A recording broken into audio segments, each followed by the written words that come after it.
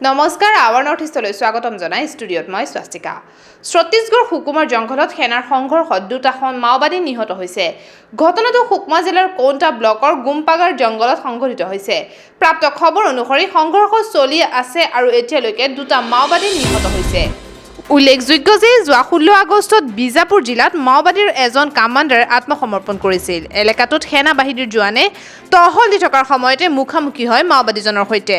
লগে লগে দুই পক্ষৰ মাজত গুলীচালনা হয়। সেনা আৰক্ষীয়ে অঞ্চলটো ঘেৰি ধৰি অভিযান চলাই আছে। News desk report our North east.